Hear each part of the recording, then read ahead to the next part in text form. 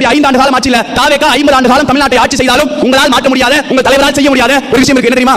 என்ன வேணாலும் பண்ணிக்கோங்க, உங்களுடைய வாழ்நாள்ல இது போல பத்திரிகையாளர்களை சந்திக்கிற விஷயம் உங்களுக்கு கிடைக்காது. கொஞ்சம் அங்கே பாருக்கண்ணா.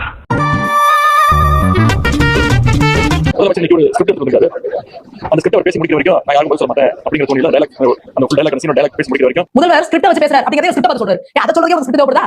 என்ன காமெடி இல்ல, ரொம்ப அப்படியே பார்க்காம அப்படியே காலமேக போல ஒரு மாதிரி பொழியிற மாதிரி தான் பில்டப் கொடுக்க வேண்டியது.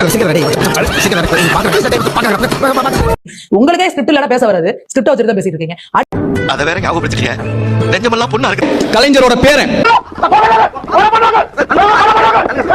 ஸ்டாலினோட மகன்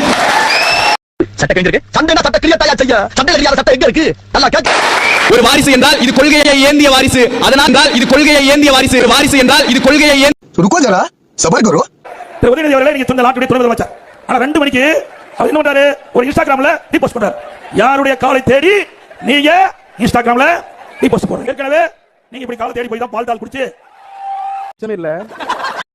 அதனால் திராவிட முன்னேற்ற கழகத்திலே பயணிக்கிறோம். ஏய் வாய் முன்னேந்து போட ஏதாச்சும் பேச போற